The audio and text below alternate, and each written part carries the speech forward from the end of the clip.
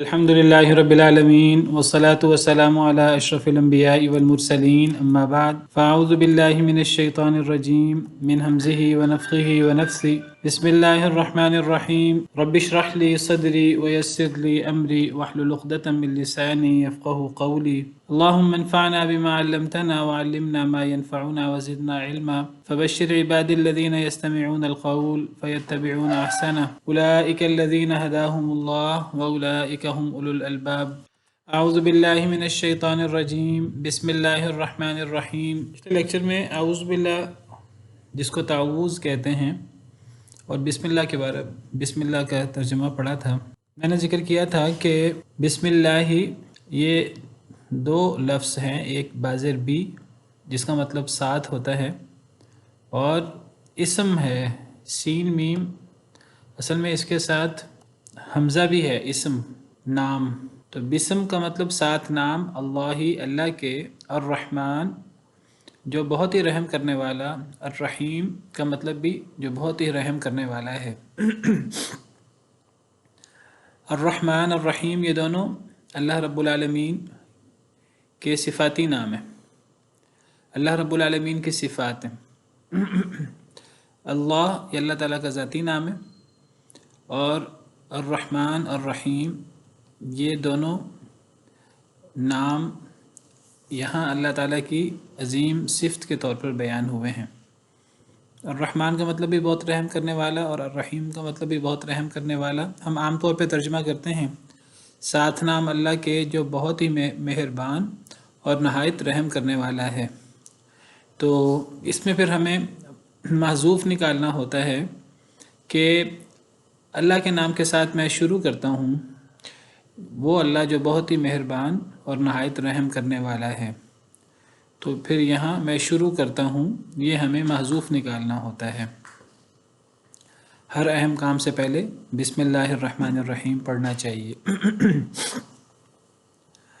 یہاں اللہ رب العالمین کے لیے دو عظیم صفات، ایک الرحمن ایک الرحیم، یہ دونوں مبالغے کے صیغے ہیں، دونوں میں مبالغہ ہے۔ الرحمن یہ فعلان وزن فعلان میں مبالغہ ہوتا ہے اور الرحیم یہ بھی مبالغے کا صیغہ ہے، لیکن دونوں میں مختلف انداز کا مبالغہ ہے۔ عام مفسرین کی رائے کے مطابق، زیادہ علماء کی رائے کے مطابق، الرحمن میں جو مبالغہ ہے، الرحمن بھی رحم سے ہے، جیسے میں نے ذکر کیا الرحیم بھی رحم سے ہے۔ الرحمن میں جو رحم ہے اور اس میں جو مبالغہ ہے، یہ مبالغہ زیادہ لوگوں کو شامل ہے، یعنی الرحمن کا مطلب بہت رحم کرنے والا، یعنی ایسی رحمت جو زیادہ لوگوں کو شامل ہو، چاہے اس میں مسلمان آ جائیں، اللہ کے فرما بردار بھی اور اللہ کے نافرمان بھی، چاہے اس میں غیر مسلم آ جائیں، چاہے اس میں دنیا کے لوگ آ جائیں، چاہے اس میں آخرت کے حوالے سے، آخرت میں جو اللہ رحم کریں گے اپنی مخلوقات پر وہ آ جائیں۔ تو رحمان میں اللہ کی رحمت کا اتنا مبالغہ ہے کہ جو بہت زیادہ لوگوں کو شامل ہے، اللہ کے دوستوں کو بھی اور اللہ کے دشمنوں کو بھی۔ اسی لیے یعنی اللہ تعالیٰ رحمان الدنیا والآخرہ، دنیا کے بھی رحمان ہے اور آخرت کے بھی رحمان ہے۔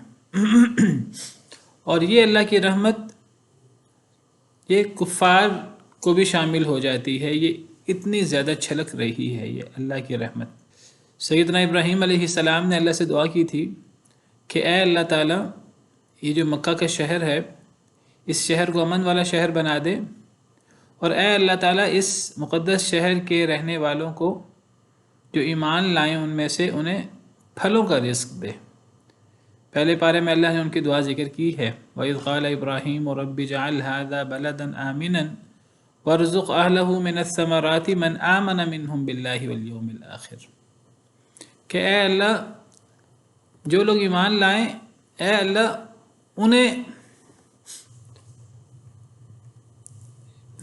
پھلوں کا رزق بھی دے اس شہر میں۔ تو اللہ رب العالمین نے فرمایا تھا قال ومن كفر فأمتعه قليلا ثم أضطره إلى عذاب النار، کہ جو کافر ہے میں اسے بھی تھوڑا سا فائدہ دوں گا. ثم اضطرہ الی عذاب النار، لیکن پھر بعد میں اسے آگ کے عذاب کی طرف مجبور کر دوں گا. وبئس المصیر، اور وہ بہت ہی برا ٹھکانہ ہے. تو اللہ رب العالمین نے فرمایا کہ یعنی دنیا میں میری رحمت، میرا انعام وہ مسلمانوں کے ساتھ ساتھ کافروں کو بھی ہے، کافروں کے لیے بھی ہے. لیکن یہ جو اللہ کا انعام ہے دنیا میں، جو مسلمانوں کے ساتھ ساتھ کافروں کے لیے، اللہ کے دوستوں کے ساتھ ساتھ اللہ کے دشمنوں کے لیے، یہ وقتی ہے، یہ دنیا کے لیے ہے. لیکن آخرت میں ایسے لوگوں کے لیے کچھ نہیں ہے. ایسے لوگ آخرت میں وہ اللہ کے عذاب کا شکار ہوں گے، جو اللہ کے دشمن ہیں. تو دنیا میں اللہ کی رحمت یہ مسلمانوں کے لیے بھی ہے اور کافروں کے لیے بھی. تو یہ صفت رحمان کا مطلب یہ ہے. بلکہ اگر میں یہ کہوں کہ دنیا کی جتنی بھی نعمتیں ہیں، اصل میں اللہ کے نزدیک دنیا کی پرواہ نہیں ہے، دنیا کی اہمیت نہیں ہے اللہ کے نزدیک. اس لیے اللہ نے دنیا کی نعمتیں مسلمانوں کے ساتھ ساتھ کافروں کو بھی دے دی ہیں. کیوں دے دی ہیں؟ وہ اللہ کے دشمن ہیں، وہ اللہ کی نافرمانی کرتے ہیں، وہ اللہ کو غصہ دلاتے ہیں، اور اللہ بہت ناراض ہوتے ہیں. تو پھر اللہ انہیں کیوں نعمتیں دیتے ہیں؟ اللہ کیوں ان پر رحم کرتے ہیں؟ اس لیے کہ اللہ کے نزدیک دنیا کی پرواہ نہیں ہے. نبی کریم صلی اللہ علیہ وسلم نے دنیا کی مثال پیش فرمائی. آپ صحابہ کرام کے ساتھ گزر رہے تھے ایک جگہ سے، راستے میں بکری کا بچہ، ایک وہ بکری کا بچہ ہے، بچہ تو کوئی فائدہ نہیں دیتا، پھر وہ بچہ بھی ایسا جس کے کان کٹے ہوئے اور وہ بدنما سا، اور پھر وہ مرا ہوا، اور پھر وہ مر کر، کوئی جانور مر جاتا ہے اسی طرح کوئی انسان، اللہ معاف کرے، تو زندہ ہو تو اس کا جسم اور چیزیں صحیح رہتی ہیں، جب مر جائے تو پھر وہ اس کے اندر بدبو پیدا ہو جاتی ہے اور وہ پھول جاتا ہے، اور تو وہ پھولا ہوا اس کا جسم تھا، ٹانگیں اوپر اٹھی ہوئی تھیں آسمان کی طرف. تو نبی صلی اللہ علیہ وسلم نے فرمایا اپنے صحابہ کرام میں سے، کیا میرے صحابہ تم میں سے کون شخص اسے مجھ سے خریدے گا؟ ایک دینار میں، ایک درہم میں کون مجھ سے خریدے گا؟ صحابہ کرام نے عرض کیا، اے اللہ کے رسول، آپ تو ایک درہم کی بات کر رہے ہیں، اسے تو کوئی فری لینے پر بھی تیار نہیں ہوگا، یہ تو غلیظ اور بدبو ہے، اس میں تو اور کچھ بھی نہیں ہے. تو نبی صلی اللہ علیہ وسلم نے فرمایا کہ اللہ کے نزدیک دنیا اس سے بھی زیادہ ہلکی ہے. چونکہ اللہ کے نزدیک دنیا اس سے بھی زیادہ ہلکی ہے، تو اللہ تعالیٰ دنیا میں اپنے دشمن کو بھی، اللہ کو پرواہ نہیں ہے، اللہ انعام کر دیتے ہیں اس پر بھی. لیکن یہ بات یاد رکھیے، دنیا کی نعمتیں یہ مسلمانوں کی وجہ سے ہیں.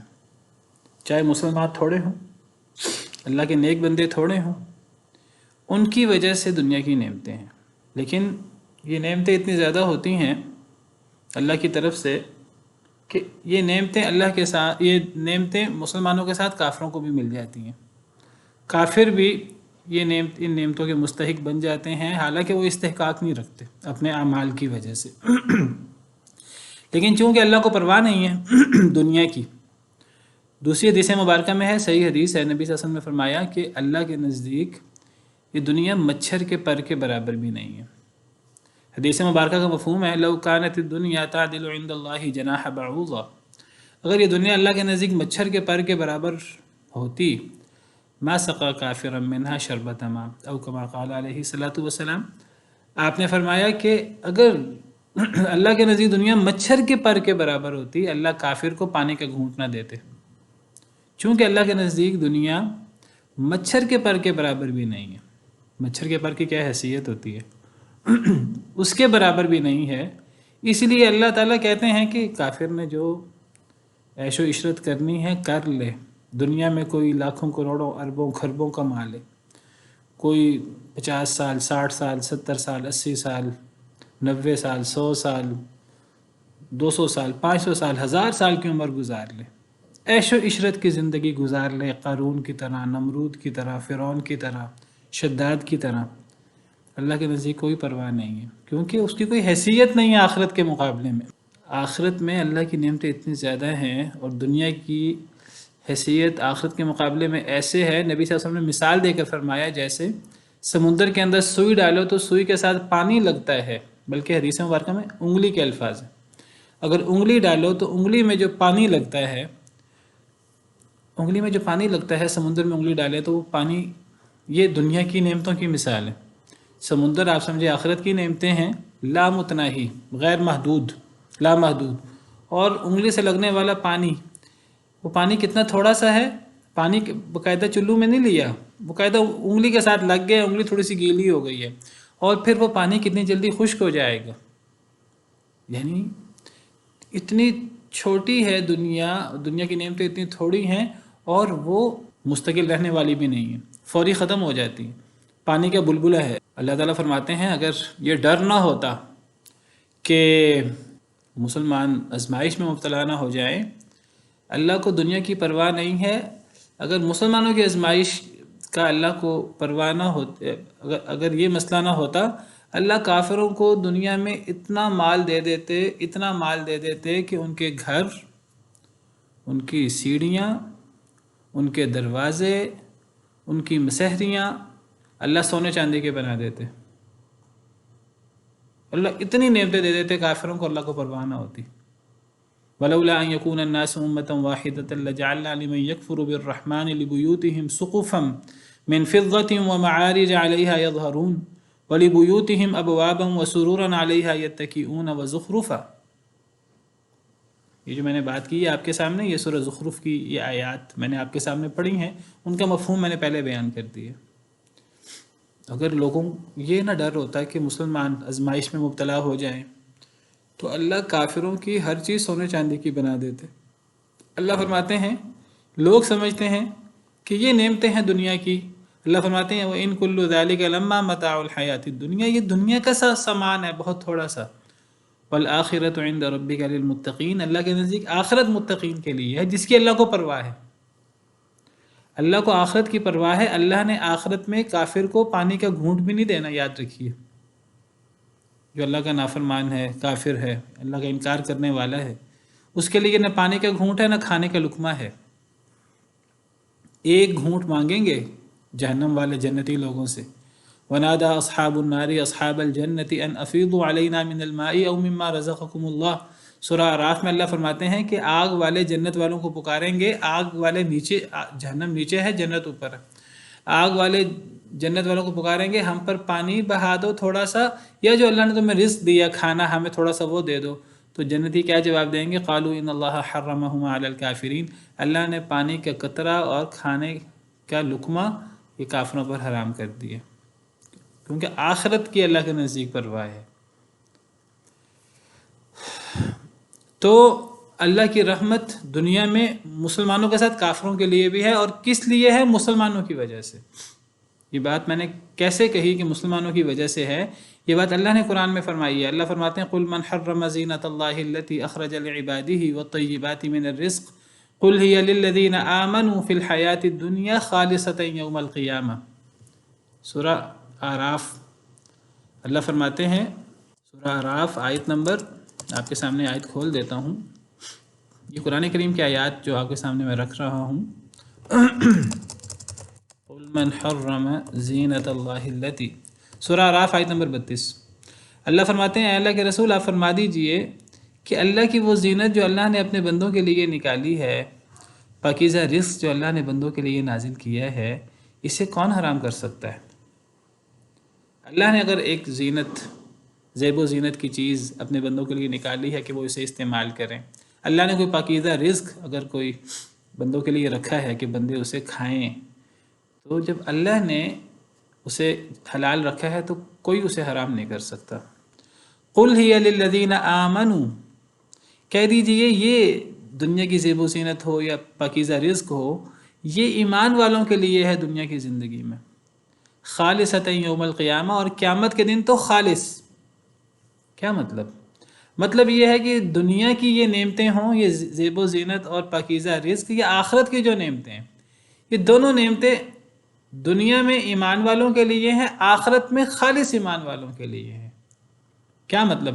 یعنی آخرت میں یہ نعمتیں صرف ایمان والوں کے لیے ہیں، دنیا میں ایمان والوں کے لیے بھی ہیں اور ایمان والوں کے علاوہ کے لیے بھی ہیں، لیکن دنیا میں ایمان والوں کی وجہ سے دوسرے لوگوں کو ملتی ہیں۔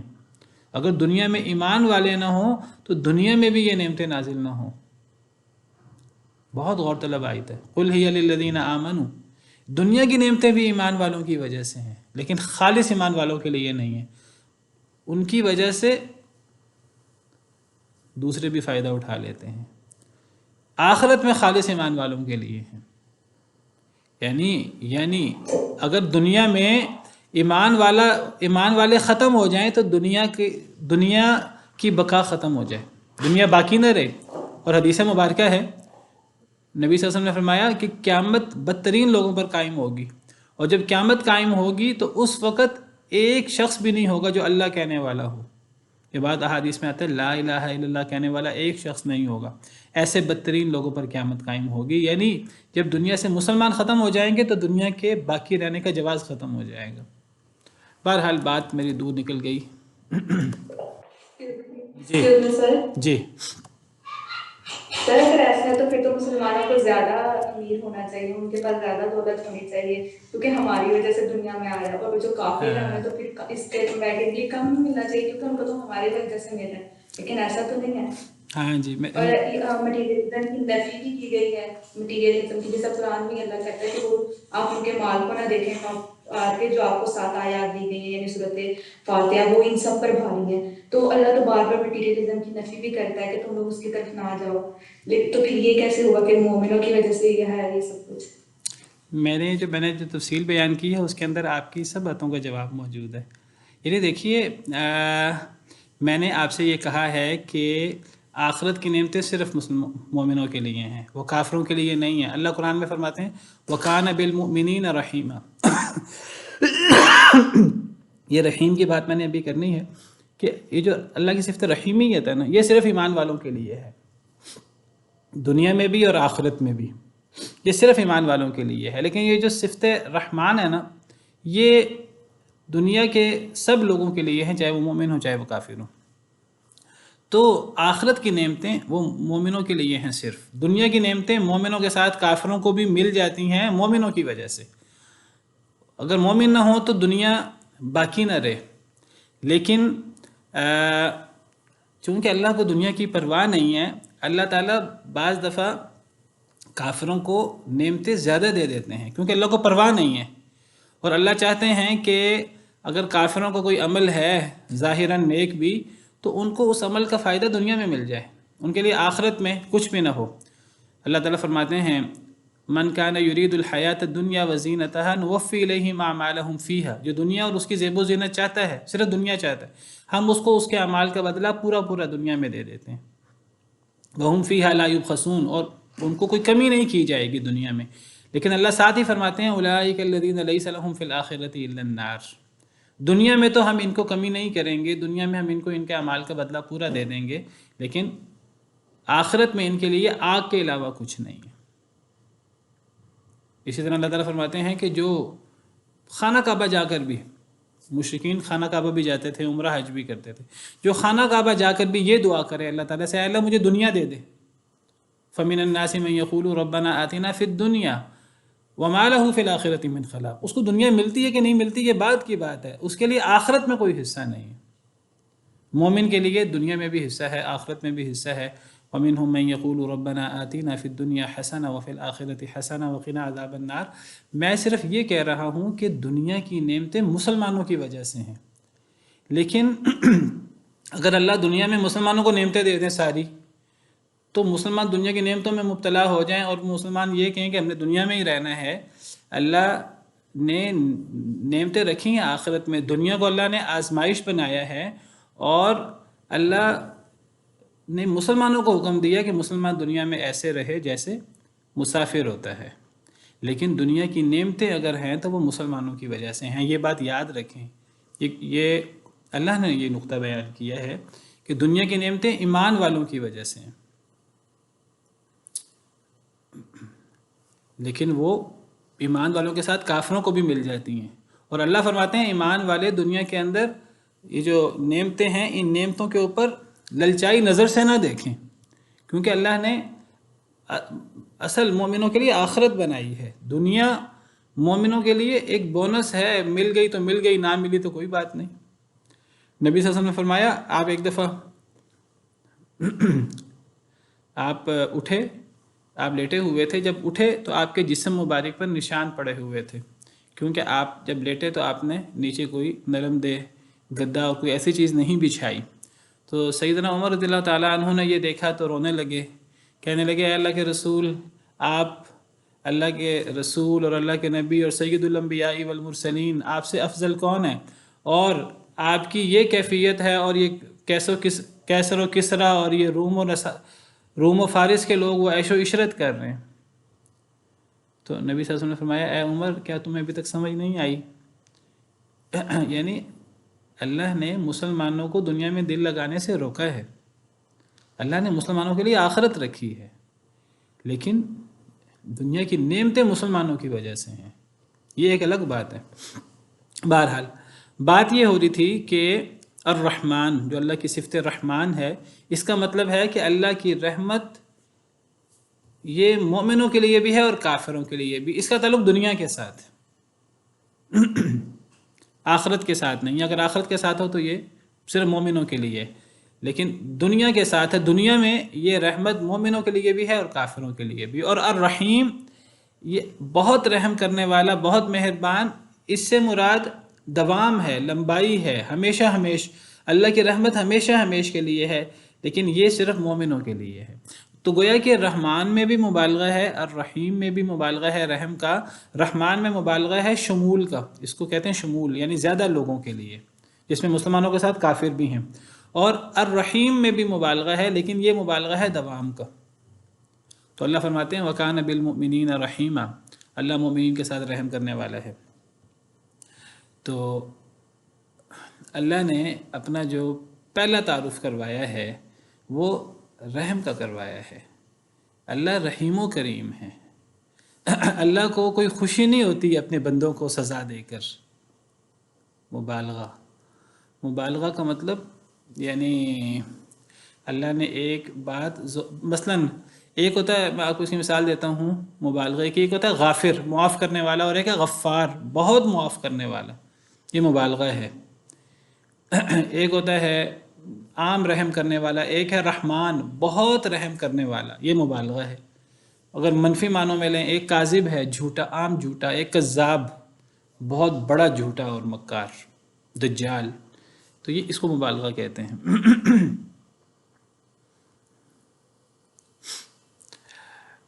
کلمہ گو، یہ سوال ہے، کلمہ گو اگر مومن ہے لیکن وہ اللہ کا نافرمان ہے تو کیا؟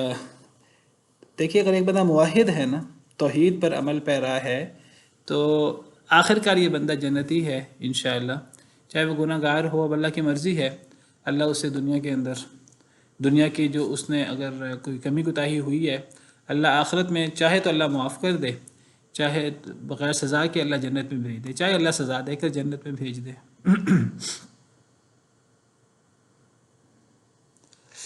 جی، تو اللہ نے اپنا تعارف پہلا تعارف رحم کے ساتھ کروایا ہے۔ تو اللہ کو کوئی شوق نہیں ہے کہ اللہ عذاب دے۔ اللہ فرماتے ہیں ما یفعل اللہ بعذابکم ان شکرتم وآمنتم، اللہ تمہیں عذاب دے کر کیا کرے گا اگر تم شکر کرتے رہو، اگر تم ایمان لاؤ۔ وکان اللہ شاکرا علیما، اللہ تعالیٰ بہت قدردان، بہت جاننے والے ہیں۔ یعنی اللہ نہیں چاہتے کہ اللہ اپنے بندوں کو عذاب دیں، اللہ تو رحمان الرحیم ہے، اللہ نے تو اپنے اوپر رحمت کو لازم کر لیا ہے۔ اللہ فرماتے ہیں کہ وَرَحْمَتِي وَسِعَتْ كُلَّ شَيْءٍ، میری رحمت نے تو ہر شے کو اپنی وسعت میں لے لیا ہے۔ لیکن جب اللہ فرماتے ہیں، حدیث مبارکہ ہے ان رحمتی تغلب غضبی، میری رحمت میرے غضب پر حاوی ہے۔ جب اللہ کی رحمت اتنی زیادہ ہے تو پھر سزائیں کیوں ہیں کفار کے لیے، نافرمانوں کے لیے؟ اصل میں اللہ کی رحمت بہت حاوی ہے، اور اللہ نے اپنے اوپر رحمت کو لازم کر لیا ہے، اور اللہ رحمان اور رحیم ہے، اللہ سے بڑھ کر رحم کرنے والا کوئی نہیں ہے۔ لیکن یاد رکھیے، اللہ جب رحم کرنے والے ہیں، انتہائی انعام کرنے والے ہیں، تو اللہ انتہائی باوقار بھی ہیں۔ ایسے نہیں ہے اللہ تعالیٰ کہ کوئی اللہ سے رحم چاہے اللہ اس پہ بھی رحم کرے، اور کوئی اللہ سے رحم نہ چاہے اللہ پھر بھی رحم کرتے رہیں۔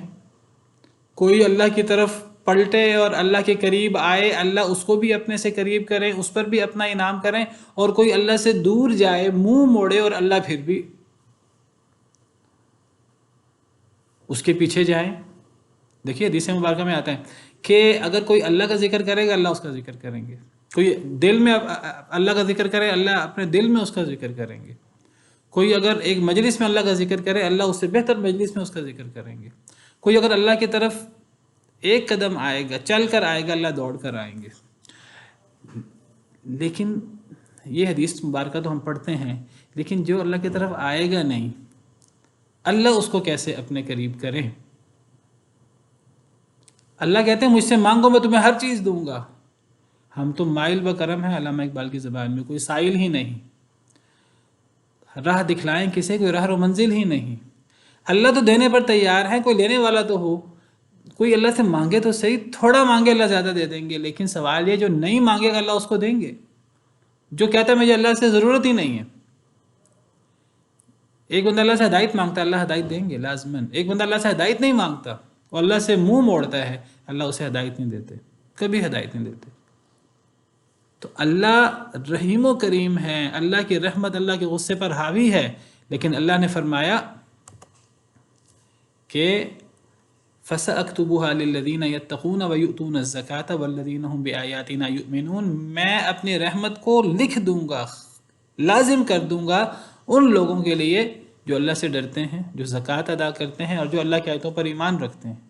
اللہ کی رحمت ان لوگوں کے لیے، جو ایمان نہیں لاتے ان کے لیے اللہ کی رحمت نہیں ہے۔ پھر وہ خود اپنے آپ کو اللہ کے غضب کا مستحق بنا رہے ہیں۔ فرمایا الحمدللہ رب العالمین، ہر قسم کی تعریف اللہ کے لیے ہے۔ الحمد، حمد کہتے ہیں تعریف کو، اور اس سے پہلے الف لام ہے۔ الف لام کا مطلب ہر قسم کی تعریف، تمام تعریفیں۔ اس کو عربی زبان میں اصل میں کہتے ہیں جنس کے لیے، یہ الف لام جنس کا ہے، اور حمد یہ واحد ہے۔ ہر قسم کی تعریف، یہ جمع نہیں ہے، یعنی تعریف کی جو بھی جنس ہو سکتی ہے، تعریف کی جو بھی قسم ہو سکتی ہے۔ آپ ال کو ایسے سمجھیں عربی زبان میں، جیسے مثلا ایک لفظ ہے انسان، عربی زبان کا انسان کا مطلب کوئی ایک انسان۔ اگر آپ کہیں الانسان تو اس کا مطلب ہے انسان کی جنس۔ الف لام لگنے سے انسان جمع نہیں بنا، واحد ہی ہے، لیکن وہ انسانوں کی ساری جنس، سارے افراد شامل ہو جائیں گے۔ اسی طرح الجان یا الجن یہ واحد ہے، جن۔ اگر الف لام لگا دیں گے تو جنس، تمام افراد۔ تو الحمد، حمد کی ساری اقسام، ساری انواع للہ، اللہ کے لیے ہیں، رب العالمین، جو رب ہے تمام جہانوں کا۔ ایک ہے لفظ العالمین، عالمین، اور ایک ہے عالمین، لام پہ زبر اور ایک ہے لام پہ زیر۔ لام پہ زبر ہو یہ عالمین، یہ جمع ہے اصل میں، اس کا واحد ہے عالم، یا نون نکال دیں آخر سے تو یہ واحد ہو جائے گا۔ واو نون یا یانون آخر میں جب آتے ہیں تو یہ جمع کا معنی دیتے ہیں، جمع مذکر کا، جیسے مسلمین یا مسلمون، مؤمنین یا مؤمنون۔ اسی طرح عالمین یہ جمع ہے، اگر یانون نکال دیں آخر سے عالم رہ جائے گا۔ عالم لام کے زبر کے ساتھ اس کا مطلب ہوتا ہے جہاں، دنیا، ایک پورا جہان۔ اور عالم ہو تو اس کا مطلب جاننے والا ہوتا ہے، جاننے والا۔ تو عالم کا مطلب جہان، تو عالمین جمع ہے، بہت سارے جہان۔ تو ایک جہان نہیں ہے، بہت سارے جہان ہیں۔ صرف یہ دنیا کا جہان نہیں ہے، آخرت کا بھی ہے۔ عالم دنیا نہیں ہے، عالم آخرت بھی ہے، عالم ارواح بھی تھا، عالم جن بھی ہے، عالم انس بھی ہے، سوال یہ ہے کہ سورہ فاتحہ قرآن کا خلاصہ کیسے ہے، وہ میں انشاءاللہ وضاحت کرتا ہوں ابھی۔ تو اس کا مطلب ہے کہ بہت سارے جہان ہیں، ایسے ایسے جہان ہیں جن کا ہمیں پتہ نہیں ہے، اور اللہ تمام جہانوں کا رب ہے، تمام جہانوں کا پیدا کرنے والا ہے۔ صرف پیدا نہیں کرنے والا، وہ مالک بھی ہے، انہیں تخلیق بھی کرنے والا ہے، ہدایت بھی دینے والا ہے، اور ان کی ساری ضرورتیں بھی پوری کرنے والا ہے۔ تو اللہ تمام جہانوں کا رب ہے، تو ہر قسم کی تعریف اس اللہ کے لیے ہے جو رب ہے تمام جہانوں کا۔ یہ صفت ہے اللہ کی، رب العالمین۔ الرحمن الرحیم، الرحمن یہ دوسری صفت ہے اللہ کی، اور الرحیم یہ تیسری صفت ہے، اور اس کا وہی معنی ہے جو بسم اللہ الرحمن الرحیم میں ہم نے پڑھا۔ اللہ تعالیٰ زیادہ تر جو اپنا تعارف کرواتے ہیں وہ الرحمن اور الرحیم کے ساتھ، رحم کے ساتھ کرواتے ہیں، اور میں اس کی وضاحت کر چکا ہوں۔ رحمان کے اندر بھی مبالغہ ہے، رحیم کے اندر بھی مبالغہ ہے۔ رحمان کے اندر مبالغہ ہے جس میں تعداد بڑھ جائے، اس کو شمول کہتے ہیں عربی زبان میں، یعنی زیادہ لوگ شامل ہو جائیں۔ اور رحیم کے اندر مبالغہ ہے دوام کے اعتبار سے، کہ ایسا رحم جو لمبے عرصے کے لیے، ہمیشہ ہمیش کے لیے ہو۔ یہ صرف مومنین کے ساتھ خاص ہے۔ اور میں نے آپ کو اس کی دلیل دی سورہ احزاب سے، وَكَانَ بِالْمُؤْمِنِينَ رَحِيمًا۔ اللہ فرماتے ہیں اللہ مومنین کے ساتھ رحیم ہے، دنیا میں بھی اللہ ان پہ رحم کرتے ہیں، اور آخرت میں بھی، اور ہمیشہ ہمیش۔ لیکن کافروں کے ساتھ اللہ رحیم نہیں ہے۔ مالک یوم الدین یہ چوتھی صفت ہے اللہ رب العالمین کی، جو مالک ہے یوم الدین، جزا اور سزا کے دن کا۔ دین اصل میں کہتے ہیں بدلے کو، عربی زبان میں دین کہتے ہیں عدلے بدلے کو، جزا کو۔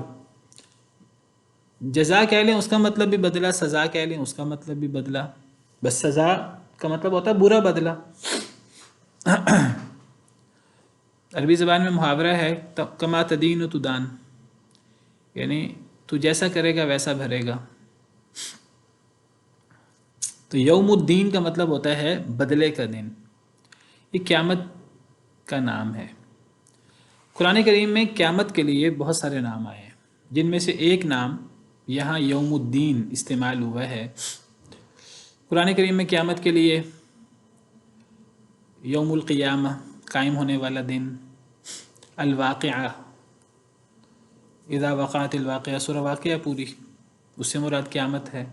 القارعہ کھڑکھڑانے والی، اس سے مراد بھی قیامت ہے۔ الصاخہ بہت بلند چیخ، فَإِذَا جَاءَتِ الصَّاخَّةُ اس سے مراد بھی قیامت ہے۔ الطامۃ الکبریٰ سورہ نازعات میں بہت بڑی مصیبت، اس سے مراد یہ بھی قیامت ہے۔ یوم الآزفہ وَأَنذِرْهُمْ یوم الآزفۃ قرآن کریم میں یہ بھی قیامت ہے، قریب آنے والا دن۔ یوم التغابن ہار جیت کا دن، یوم الجمع جمع ہونے کا دن، یوم الحسرہ حسرت کا دن۔ بہت سارے نام ہیں قیامت کے، قرآن کریم میں ملیں گے۔ کسی چیز کی اہمیت کے لیے یہ سر الحاقہ بھی قیامت کا نام ہے؟ الحاقہ بھی قیامت کا نام ہے، حق ہونے والا۔ بہت سارے نام ہیں۔ کسی چیز کے زیادہ نام یہ اس چیز کی اہمیت کی دلیل ہوتے ہیں کہ اس چیز کی کتنی اہمیت ہے۔ اللہ رب العالمین کے نام اتنے زیادہ ہیں کہ اللہ رب العالمین کے ناموں کو شمار ہی نہیں کیا جا سکتا، یعنی ان گنت اللہ رب العالمین کے نام ہیں۔ نبی کریم صلی اللہ علیہ وسلم کے بہت سارے صفاتی نام ہیں، قرآن کے بہت سارے نام ہیں، قرآن کریم میں قیامت کے بہت سارے نام ہیں۔ یہ جو زیادہ نام ہوتے ہیں اصل میں اس سے مقصود کیا ہوتا ہے؟ اس سے مقصود اس چیز کی صفات ہوتی ہیں۔ اب قیامت کے جتنے نام میں نے ذکر کیے اور اس کے علاوہ جو نام قرآن کریم میں احادیث مبارکہ میں بیان ہوئے ہیں، وہ ہر نام اپنی جگہ قیامت کی صفت ہے۔ یعنی یہ قیامت میں جو کچھ پیش آئے گا اور قیامت کی یہ تعارف ہے جو اللہ رب العالمین ہمیں کرانا چاہتے ہیں۔ تو اس سورہ فاتحہ میں اللہ نے قیامت کا جو نام ذکر کیا وہ یوم الدین۔ قیامت کے دن کی بڑی چیز یہ ہے کہ قیامت کا دن بدلے کا دن ہے۔ قیامت کے دن انسان کو انسان کے عمل کا بدلہ ملے گا۔ کون سا عمل جو انسان نے اس دنیا میں کیا ہے. تو اصل چیز یہ دنیا نہیں ہے، اصل چیز آخرت ہوئی. یہ اگر چیز ہمیں سمجھ آ جائے کہ ہمارے اعمال کا اصل بدلہ آخرت میں ملنا ہے تو ہم دنیا میں دل کم لگائیں گے، اور بہت سارے لوگوں کے اعتراض ختم ہو جائیں گے، بہت سارے لوگوں کے اشکالات کا جواب ہمیں مل جائے گا. ابھی سوال ہوا تھا اور بہت سارے لوگ سوال کرتے ہیں کہ دنیا میں مسلمانوں کے لیے بہت زیادہ نعمتیں نہیں ہیں، کافروں پر زیادہ نعمتیں ہمیں نظر آتی ہیں.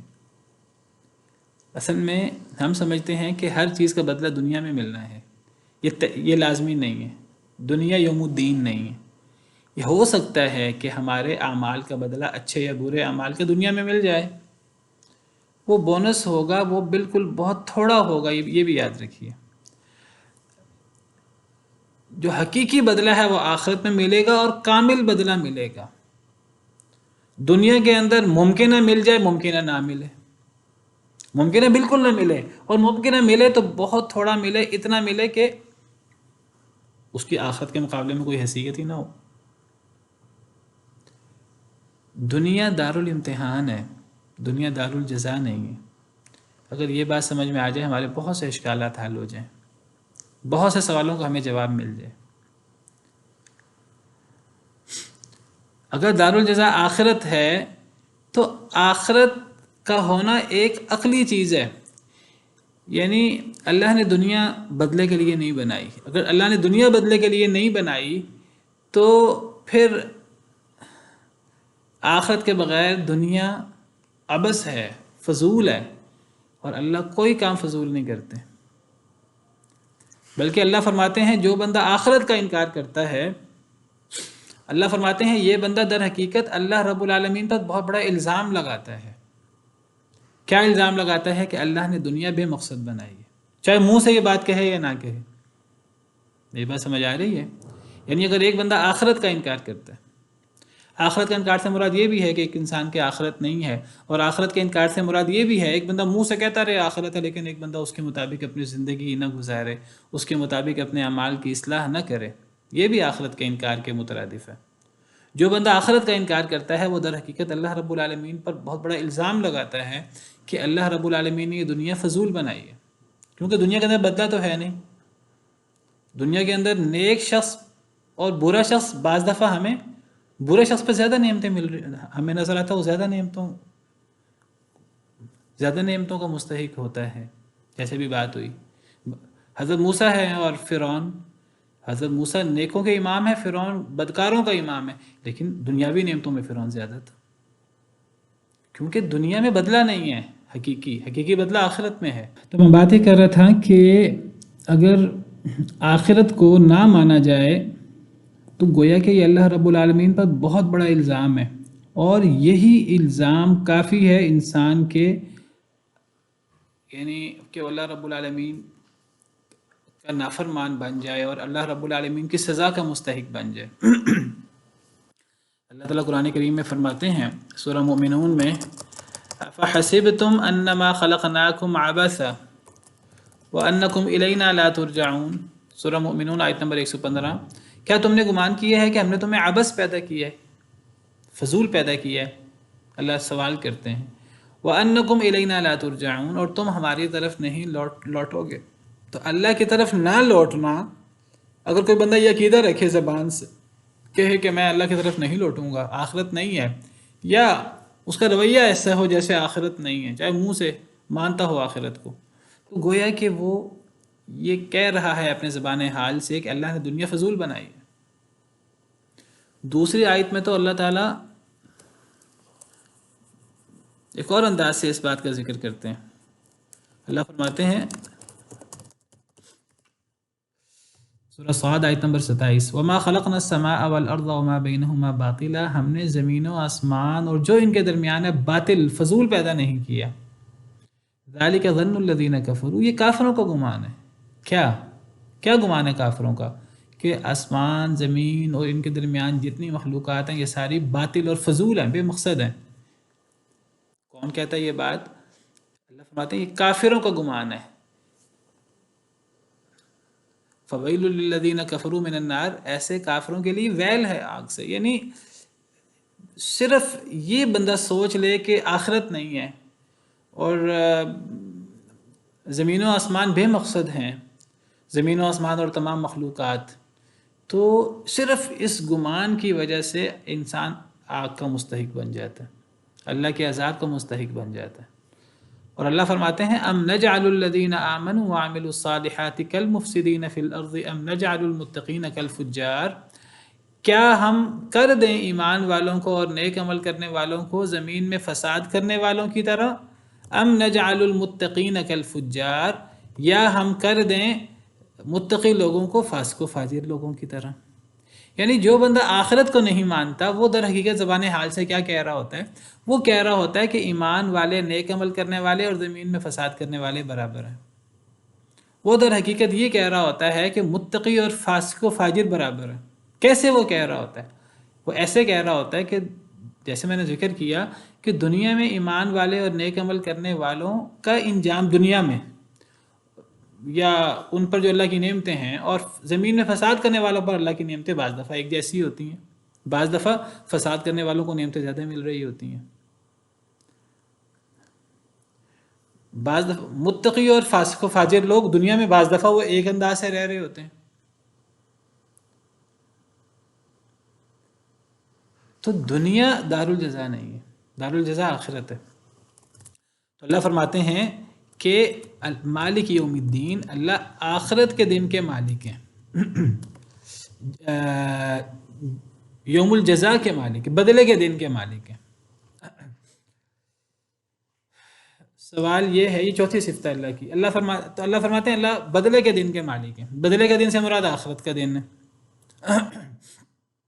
دنیا میں ہر چیز کا بدلہ نہیں ہو سکتا، آخرت میں ہر چیز کا بدلہ ہو سکتا ہے۔ دنیا میں اگر کوئی انسان کسی کو قتل کرے، جواب میں اس کو قتل کیا جا سکتا ہے، چلو جی بدلہ ہو گیا۔ اگر ایک انسان دنیا میں 2 لوگوں کو قتل کر دے، دنیا میں اس کا بدلہ کیسے دیا جا سکتا ہے؟ ایک شخص کو 2 دفعہ تو نہیں مارا جا سکتا۔ ایک بندہ 10 لوگوں کو قتل کر دے تو دنیا میں اس کی سزا کیا ہو سکتی ہے؟ ایک بندہ سینکڑوں لوگوں کو قتل کر دے، ایک بندہ ہزاروں لاکھوں لوگوں کو، ہٹلر نے، کئی لوگوں نے لاکھوں لوگوں کو قتل کیا یا قتل کرنے کا باعث بنے، دنیا میں ان کو سزا ہی نہیں دی جا سکتی۔ تو اللہ فرماتے ہیں اللہ بدلے کے دن کا مالک ہے، یعنی قیامت کے دن کا۔ تو کیا اللہ دنیا کا مالک نہیں ہے؟ اللہ دنیا کے بھی مالک ہے، اللہ آخرت کے بھی مالک ہیں، اللہ ہر چیز کے مالک ہیں، لیکن آخرت میں اللہ کی یہ جو ملکیت ہے، یہ اس کا اظہار سب کے سامنے ہوگا، کوئی اس کا انکار نہیں کر سکے گا، ایک شخص بھی اس کا انکار نہیں کر سکے گا۔ حدیث مبارکہ میں آتا ہے، بلکہ قرآن کریم میں، کہ اللہ فرمائیں گے قیامت کے دن کہ لمن الملک اليوم للہ الواحد القہار، اللہ کہیں گے آج کے دن کس کی بادشاہت ہے؟ قیامت کے دن اللہ فرمائیں گے کوئی ایک بات کرنے کی ضرورت نہیں کرے گا، پھر اللہ خود ہی جواب دیں گے، اللہ واحد کے لیے، قہر کرنے والے کے لیے۔ حدیث مبارکہ میں آتا ہے کہ اللہ تعالیٰ اپنے ایک ہاتھ کے ارد گرد سارے آسمان لپیٹ لیں گے، اللہ زمین کو اپنی مٹھی میں لے لیں گے، اور پھر اللہ فرمائیں گے لمن الملک اليوم، کہ آج کے دن کس کی بادشاہت ہے؟ سارے جابے سرکش لوگ، کوئی جواب دینے کی ضرورت نہیں کرے گا، اللہ خود ہی فرمائیں گے للہ الواحد القہار۔ یعنی آخرت میں کوئی اللہ کی ملکیت کا، اللہ کے مالک ہونے کا اور اللہ کے سب کچھ کر سکنے کا کوئی انکار نہیں کرے گا آخرت میں۔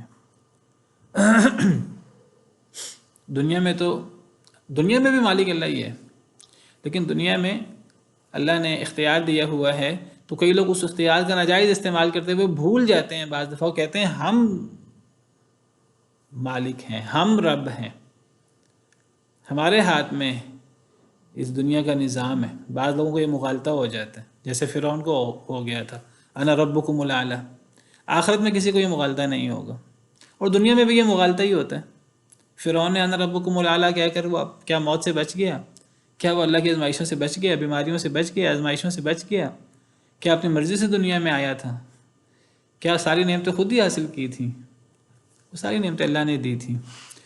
تو آخرت میں اللہ کی جو ملکیت ہے یہ سب کے سامنے ظاہر ہو رہا ہوگا۔ ایاک نعبد و ایاک نستعین، خاص آپ کی نعبدو ہم عبادت کرتے ہیں، و ایاک نستعین اور خاص آپ سے نستعین ہم مدد مانگتے ہیں، خاص آپ کی ہم عبادت کرتے ہیں۔ اصل میں نعبدو کا مطلب ہے ہم عبادت کرتے ہیں، نعبدو یہ فعل ہے، اس فعل کے اندر فاعل موجود ہے نحنو، یعنی فاعل اس کے اندر موجود ہے، ہم عبادت کرتے ہیں۔ اس کا مفعول ہے کا۔ عربی زبان کا انداز ہے، عربی زبان میں پہلے فعل آتا ہے، پھر فاعل آتا ہے، پھر مفعول آتا ہے۔ عربی زبان کا عام طریقہ کار یہ ہوتا ہے، پہلے فعل پھر فاعل پھر مفعول۔ اگر مفعول پہلے آ جائے فعل سے تو معنی کے اندر حصر پیدا ہو جاتا ہے۔ حصر کا کیا مطلب ہے؟ یعنی جو معنی یہاں پیدا ہو رہا ہے خاص خصوصیت کا معنی پیدا ہو جاتا ہے۔ اصل اگر عام عبارت ہوتی ہے عربی زبان کی تو ہوتا نعبدو کا، یعنی ہم عبادت کرتے ہیں آپ کی اے اللہ، تب اس کا مطلب ہوتا ہے ہم آپ کی عبادت کرتے ہیں، اس کے اندر زور نہ ہوتا۔ لیکن جب اللہ تعالیٰ نے مفعول کو کا کو اللہ تعالیٰ پہلے لے آئے ہیں تو مطلب ہوگا کہ خاص آپ کی، خاص تیری اے اللہ تعالیٰ ہم عبادت کرتے ہیں، یعنی اے اللہ ہم صرف آپ کی عبادت کرتے ہیں اور ہم آپ کے علاوہ کسی کی عبادت نہیں کرتے۔ وَإِيَّاكَ نَسْتَعِينُ اور خاص آپ ہی سے ہم مدد مانگتے ہیں، یہاں بھی خصوصیت کا معنی ہے۔ اهْدِنَا الصِّرَاطَ الْمُسْتَقِيمَ ہدایت دیں ہمیں سیدھے رستے کی، ہمیں سیدھا رستہ دکھا دیں۔